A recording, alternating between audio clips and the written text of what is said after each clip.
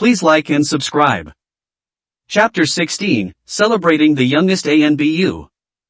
Seeing that it was already late, I decided to leave and have some rest, but not before instructing my 4 clones to each continue training something. One, I gave him my 2 rare double-edged short swords to train on using them, another was tasked with taijutsu, another with sealing arts, and the last one with a D-rank but very useful jutsu one of my clones learned from Minato, the body flicker jutsu, which allows the user to instantly travel a short distance. The theory behind this jutsu is very simple. Since chakra is a combination of physical and spiritual energies, for this jutsu you deconstruct chakra back to physical energy, which greatly enhances the body, allowing the user to achieve huge speeds and strength. But as any jutsu, and not to mention a lower rank one, it has many disadvantages. First, the user can only move in one direction, and because of this it's rarely used in battle, since if used against an enemy that has better battle experience or certain abilities to read your movement, you will end up sending yourself to your grave. Second, it consumes a huge amount of stamina from the user, so continuous use leads to quick exhaustion. Third, since it only increases the speed and strength, defense not included, it cannot be used to inflict direct damage relying on the increase in strength, otherwise the user might cause more harm to himself than the enemy. It's possible to fix these problems, but not anyone can do it.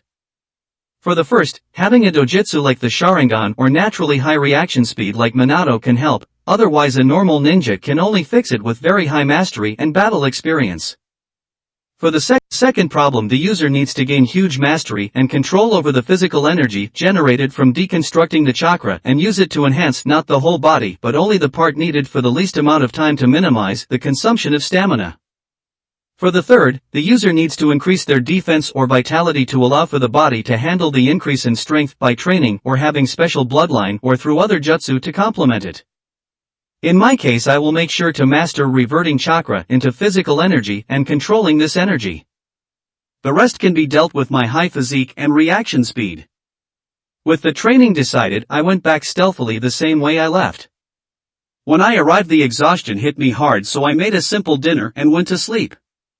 Next morning I woke up energetic, so I went to the kitchen to prepare my huge breakfast and lunch to have energy for my training, and while at it I dispelled my clones, making me satisfied at their progress. I already got the basics on using the short swords and sealing arts. My taijutsu training caused my close combat mastery to rise a little bit, but not too much, since it's very hard to raise the level of a skill the higher the level, but it was still good visible progress.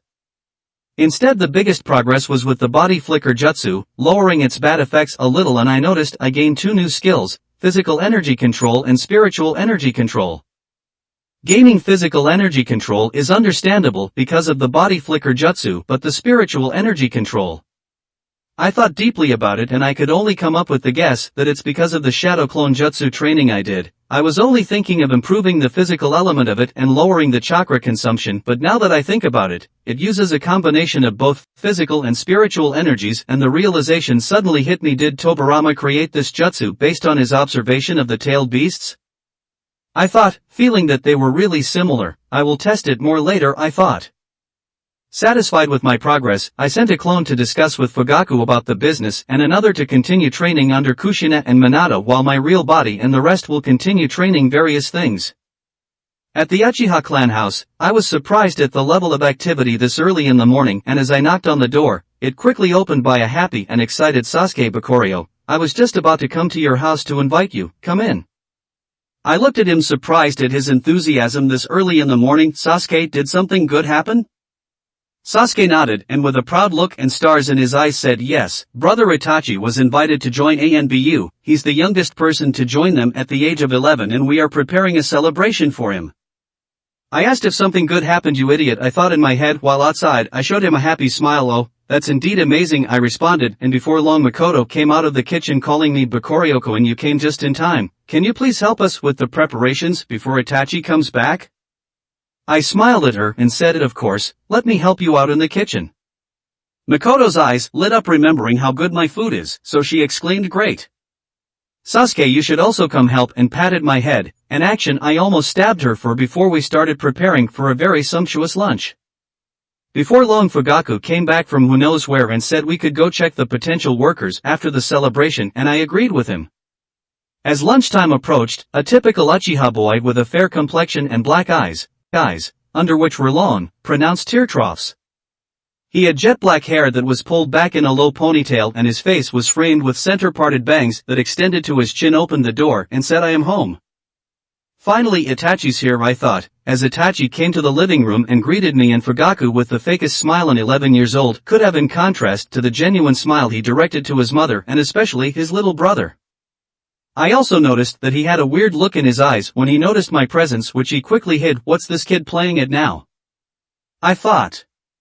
As Itachi sat down, Fugaku said with his stoic look that rarely breaks, "Congratulations Itachi, you are really the pride of our Uchiha clan, keep working hard to regain the prestige of our clan." Itachi had a dark look in his eyes and said, "Thank you, I will make sure to work hard to make Konoha a better place." Wow, how I really miss having popcorn to watch this new episode of Naruto, I thought in amusement, as in this room only Sasuke is oblivious to the meaning of his brother's response. Makoto quickly diffused the situation by saying, "Sasuke, come help serve the dishes before they get cold," and so not long after, we started enjoying our lunch, and even the gloomy Itachi that keeps thinking about his BS life and death philosophy showed an innocent smile fitting of his age when he was eating and complimented the food. Done with this celebration, I was surprised that the one accompanying me to select the workers was Makoto and not Fugaku, and when I asked her she simply said with a smile, "Do you not want me as your manager anymore?" "Of course not, let's go," I replied with a grin while hoping I find some useful people. Chapter 17, First Fight. As my clone in the Uchiha compound was selecting people for the new shops, another one was currently having a conversation with Minato and Kushina on how to bring them back to life. "Minato, do you think it's possible to restore both your bodies?" I suggested. Minato looked thoughtful before he said, "I am not, since even if we were buried inside coffins, the conditions of our bodies would still be very bad after 5 years, so you would need unimaginable medical or forbidden ninjutsu to restore them." I shook my head. "No, I think it's possible with good ninjutsu." Minato looked surprised and asked curiously, "Please explain." "You are right in saying we need unimaginable medical ninjutsu, but that's only when considering we are using normal chakra," I said, and both Kushina and Minato understood what I meant and turned to look at Kurama laying down, making him uncomfortable, so he said, "What are you looking at me for?" Kushina ignored him and said, "You are planning to use Kurama's chakra?" "Yes, after all his chakra has very strong healing properties, especially the young half-sealed in Naruto," I said, and Kurama was annoyed. "Hui. Don't talk about me as if I am not here. This is indeed a good idea, Bakorio-kun, but we would still need a great medical ninja since Kurama's chakra alone won't be enough," Minato said. "I am planning on searching for Tsunade Senju, one of the Sannin, and ask for her help. After all, who to better ask than the best medical ninja herself," I said with a grin. "It won't be easy to convince her, after all she didn't even return to the village after the incident 5 years ago, but if we can get her help it will really make it possible," said Minato, and Kushina nodded in agreement. "I will try to send a clone to search for her first and we will decide afterwards, but for now we should think of other ways while we are at it. For example, I was thinking about trying to get you the spirit transformation jutsu to allow you to be living spirits and leave this seal space when you need to, but it will be hard to find it. Still, I will try," I said, and they both smiled at me and thanked me. Next I asked Kushina, "Isn't it possible to restore the bodies with seals? After all, seals are one of, if not the most versatile power out there." "I am not sure because the Uzumaki clan focuses mainly on seals for protection like barriers, but it should be possible to do anything with seals since they can even be used to create space jutsus like Minato's flying thunder god jutsu," she replied. I went silent for a moment and fell deep in thoughts, until I thought about something I learned from the body flicker jutsu. Seals are a medium to control chakra in certain ways to create different effects, so what if we create a seal that absorbs chakra and transform it into physical energy, but this time with the property of healing not enhancing, and I immediately told them my idea. Both Minato and Kushina are geniuses in using seals, so they quickly thought of many ways of how to create this effect and thought it was possible to create such a seal, but we will still need someone with high-level medical ninjutsu to achieve a good enough effect to restore a decayed body, but at least we are on the right track. And so Minato and I left Kushina to think about it while Minato started teaching me about all kind of things, seals, fighting tactics, chakra manipulation and chakra nature transformations. From his explanation I learned just how great hand seals are and thought that their creator Indra was truly a genius, because without hand seals, a person needs to learn how to manipulate chakra and how to transform it into the required chakra nature before they can cast even the simplest jutsu, while hand seals quickly shape and transform chakra automatically, which is truly magical. From this I understood why I never got a water chakra transformation skill or something like it, because I always used the water bullet jutsu I have with the hand seals, whether through the system or without it. And learning chakra transformation is entirely up to affinity first and talent second. Hard work comes last in this one. I should task a clone with training chakra transformation later. Since I am an Uchiha, I should have my highest affinity with fire, but I will try to check it later. And just like that, a day of grueling training started again, with only one clone having it a little easier in the Uchiha compound. Meanwhile, with my real body, I went to try something I was holding back for so long. It should be possible since it's called a gamer system, I thought, and with a level of stealth that is increasing every day. I arrived in front of a huge forest with a metallic fence surrounding its perimeter with 44 gates equally spaced around it. This was the 44th training ground, or better known as the Forest of Death, the place where the Chunin exam in the original series happened. This huge forest had a radius of about 10 kilometers, a long river running through it and a tower in the center. It is filled with several large and deadly creatures such as leeches, tigers, and bears, which are my goal for this trip. I used my senses to the limit and double-checked with the map for any hidden sentries before I stealthily jumped over the fence and rushed inside the forest while searching for prey like a hungry predator. Before long I saw 3 huge wolves almost 2 meters in height each and 4 in length surrounding an even bigger wild that reached 3 meters in height and 4 in length.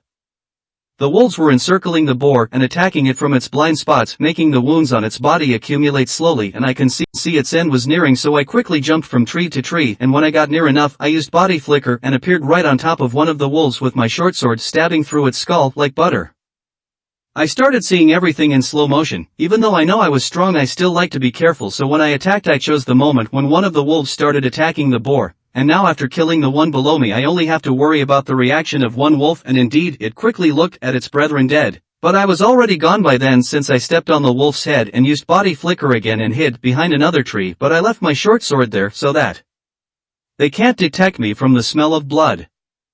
The boar went wild from the attack it just received and rushed to the wolf in front of it with red eyes, and as it draws their attention I finished off the wolf that sneak attacked it with the same way. Looking at the almost dead wild boar having its last struggles, I quickly helped it by throwing a kunai that went straight through the wolf's eye and stopped only after it was inside its brain, and it quickly fell down, and I finished the boar off, putting it out of its misery. The moment I finished, I heard the voice I was waiting for in my head beep, and a notification appeared in front of me. Chapter 18, New Functions and Expanding the Business. One notification after another kept appearing in front of my eyes in quick succession. Congratulations on unlocking the character leveling function. Congratulations on unlocking the appraisal function. Congratulations on unlocking the item drop function. Asterisk, you killed a level 13 huge wolf. You found 10 points. You gained 26 EXP star. Calculating additional experience for 12 levels difference, you gained an additional 156 EXP. Asterisk, congratulations on reaching level 2. You received 5 free attribute points. Asterisk. Asterisk, congratulations on reaching level 3. You received 5 free attribute points. Asterisk. Asterisk, congratulations on reaching level 5. You received 5 free attribute points. Asterisk. Asterisk, you killed a level 15 huge wolf. You found, asterisk. Asterisk, congratulations on reaching level 6. You received 5 free attribute points. Asterisk. Asterisk, you killed a level 14 huge wolf. You found, asterisk. Asterisk, you killed a level 20 huge wild boar. You found 25 points plus good quality leather armor level 20. You gained 40 EXP. You gained additional 280 EXP star. Asterisk, congratulations on reaching level 7. You received 5 free attribute points. Asterisk. Looking at the continuous notifications, I was really surprised, and when I opened my status I saw 2 new lines. Level 7, 52/640. Free attributes points, 35. And I can see a plus sign next to each of my attributes. Now I can raise my attributes faster, but better leave them to when I reach my limits and use them with the attributes multiplier. The level 20 good quality leather armor gave me an additional 25 points in physique, so I wore it directly, and it fits me just right, so it didn't bother my movement. Next I looked at the corpses on the ground and quickly sold them to the system, gaining me more points. Satisfied with the result, I noticed something stealthily approaching my position. Probably something smelled the blood, I thought. Before long, the bushes started rustling and a huge brown snake almost 10 meters in length appeared in front of me, and I could sense the primal aura it was radiating, and I quickly tested one of the new abilities I got. Appraise, I said in my head while looking at the snake, and a new screen appeared in front of me. Asterisk name, huge brown snake. Level, 22. Attributes, STR 150, AGI 120, PHY 220, VID 100, STA 300, SPI 70. Abilities, Venomous Fangs. Skills, Stealth, Predators or asterisk. If a normal Chunin faces this beast, they better pray for its venom to kill them quickly, I thought, because running away for them will be very hard. Before I focused on its skills, and a new screen with their description appeared. Stealth, lessen the sound generated by the user's movement and become hard to detect by minimizing the presence. Predator's aura, creatures weaker than the user will feel a deep fear. Effect depends on the difference in strength. All my thinking happened in an instant before the huge snake contracted a little and bounced at me, trying to bite my head. I could see its sharp fangs shining with a few drops of green venom enlarging in my vision at a very fast speed, and I waited for it to come near enough so it couldn't change its direction, and with my very sharp short sword in hand I leaned back, becoming parallel to the ground, and its head passed above me, dodging it successfully. But I didn't stop here, because I quickly put chakra on my feet to stick to the ground and stabbed my sword on its neck, passing above me, and thanks to the momentum from its jump, my sharp sword kept cutting it and left a very long bleeding laceration on its lower body. But before I enjoyed my achievement, I found myself drenched in the snake's blood, making me feel disgusted. Yeah, never dodge under anything in the future, I thought while watching the snake squirming on the ground before it completely died, and I received a notification and was disappointed because I didn't receive any item, only points and experience. So I dissected the body and only kept the poison gland and sold the rest before I went to the river to wash my body, and sent a clone to continue on with my hunt while I went back to my training. Back at the Uchiha compound, my clone alongside Makoto arrived in front of a building, and she explained that it's used to manage the Uchiha income and spending. So it's something like a treasury, I thought.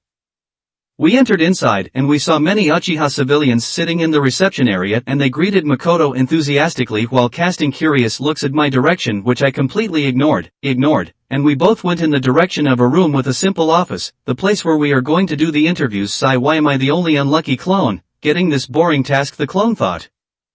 Soon after, we started calling people in one by one, and every time, they seemed surprised that I was the one asking the questions and not Makoto, and whenever I see the famous Uchiha arrogance igniting in someone's face, I directly eliminate them from my hiring list, because seeing how they react to me being a kid is the main test of this interview.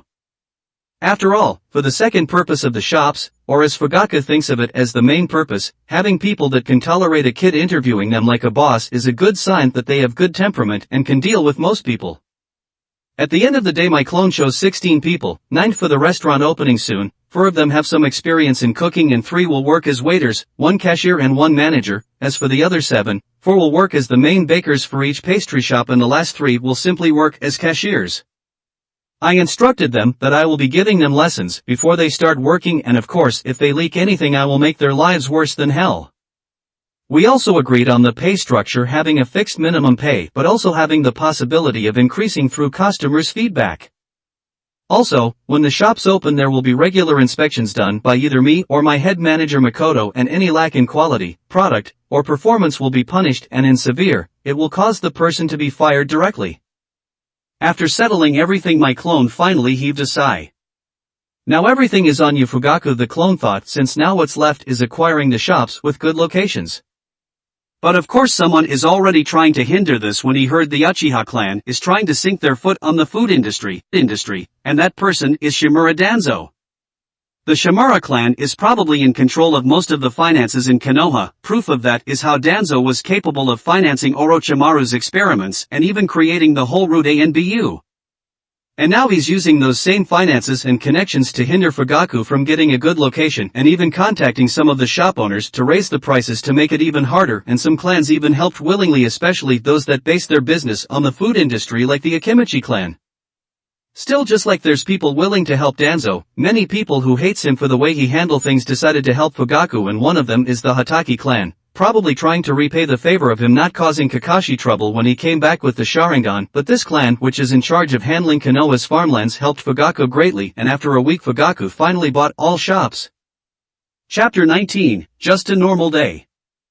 In the past week, many things happened. I reached level 15 and gained a lot of real fighting experience. I also learned many jutsus from the Uchiha library and Minato, like the substitution jutsu and the fireball jutsu and some genjutsus. I also asked Minato to teach me the Rasengan since he was the creator of this jutsu, so there's no one better to teach it than him. I made some progress in training it, but I still couldn't use it, making me realize just how difficult this ninjutsu is, and I gained some respect for its creator.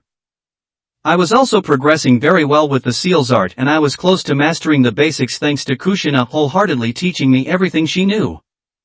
They also made some progress in making the seal needed for Kurama so that it became harder to manipulate him, but it's still going to take a long time for it to be finished. I also made sure to visit the orphanage many times with Naruto and Sasuke, bringing with us all sorts of food and clothing for the kids, which they appreciated a lot, and it brought a genuine smile on my face.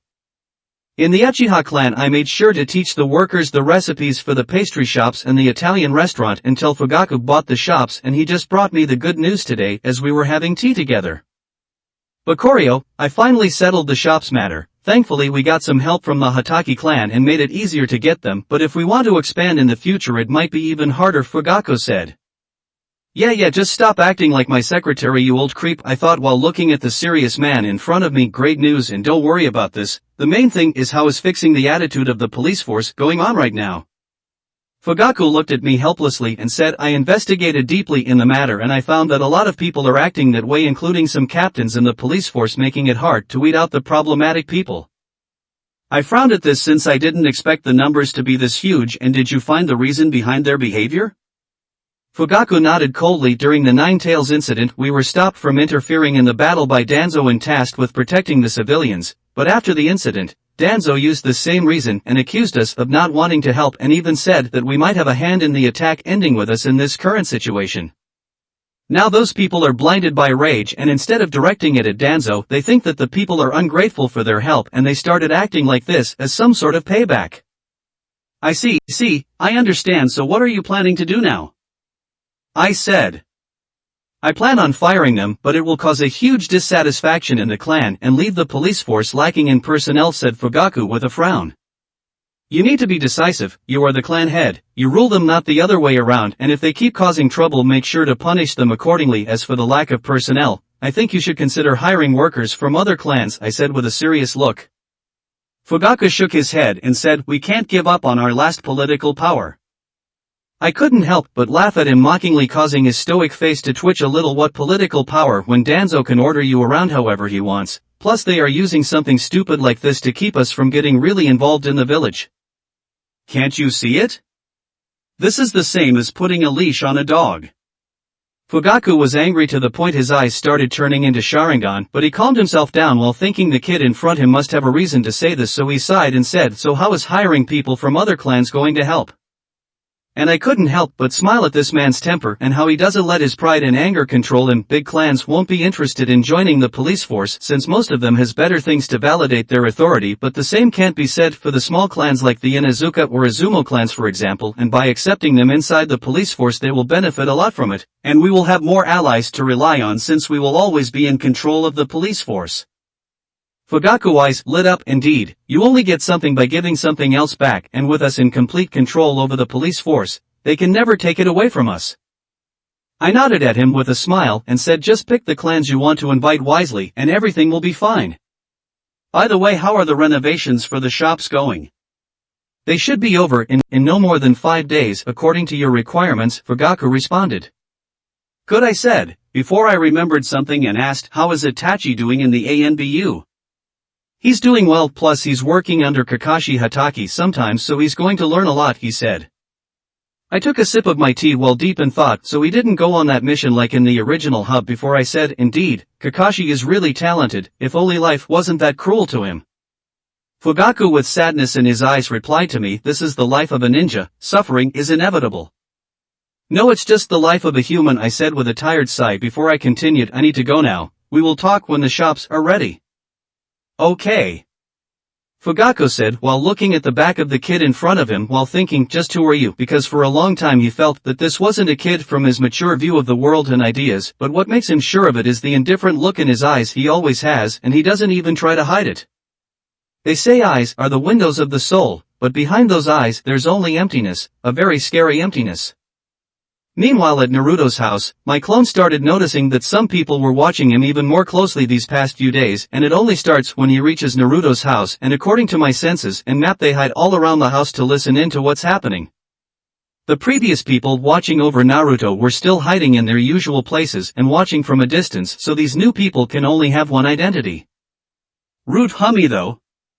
Knowing how careful Danzo is, it's impossible for him not to send many censor ninja tch, this is going to be a pain to deal with, and I started pondering how to deal with this situation. Creating a shadow clone won't work since they can sense multiple people inside, and normal clones won't be of use as well since they could easily be differentiated from a real body. You want to play it dirty? Fine by me Danzo, I thought with a ruthless smile plastered on my face. Chapter 20, House in Despair. After my stay in this world for a while, I started understanding just how much Danzo likes to stick his nose in everything. It really made me wonder how no one killed him until now. Still, to actually send his root members to stalk Naruto like this, it's impossible to be just for making 5-year-old friends, so I tried to twist my mind as much as possible to be on the same wavelength as Danzo, and I could only think of one thing. He's feeling the threat of the Uchiha getting back their power, so he wants to understand Naruto's situation clearly. I need to make sure he doesn't act against Shisui earlier than the original, otherwise it will be really troublesome, I thought. Noting in my head that I should contact Shisui sooner. I started thinking about my current problem, considering the hindrances and troubles I have to go through every time I want to meet Naruto. Since interacting with Naruto this way is going to get harder and harder, let's just take Naruto away, I thought before I started planning on how to do it. The easy part is taking Naruto away since we could just replace him with a shadow clone. The hard part though is giving him a new identity. I started pondering before I decided on a good way to do it. Since Konoha has many merchants coming and going, let's use one of them to sneak inside one of my clones and let Naruto take its place later, but it should be something convincing, so I will have to pick merchants that have a close relation to the Uchiha clan. I will get this information later from Fugaku. I thought of a plan, and with it settled, my clone spent his time playing and training like a normal ninja kid.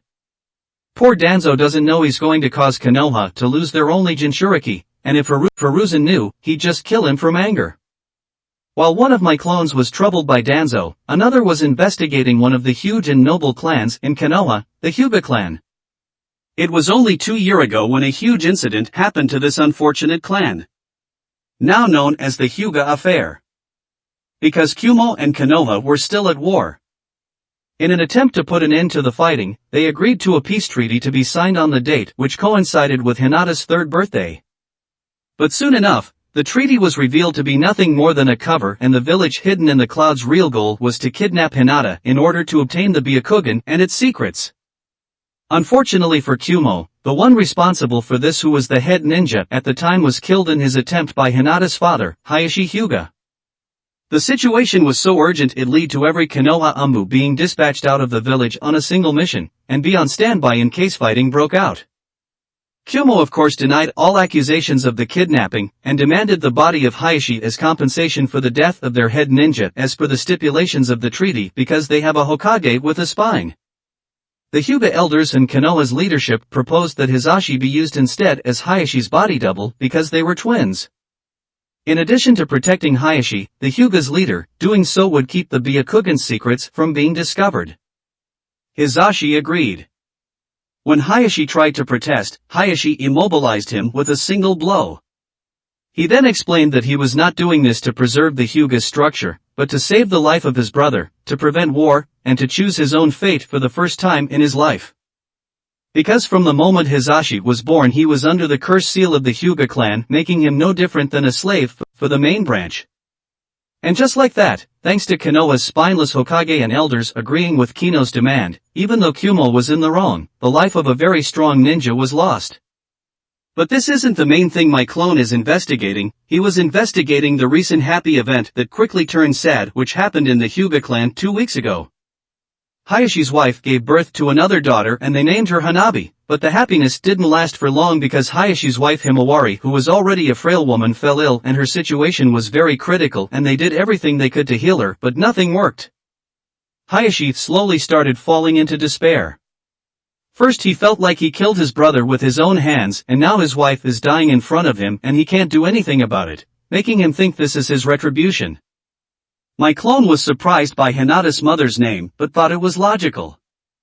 In the anime she was never mentioned, and even though I never watched the continuation of Naruto series, Boruto, I still know that Naruto named his daughter Himawari.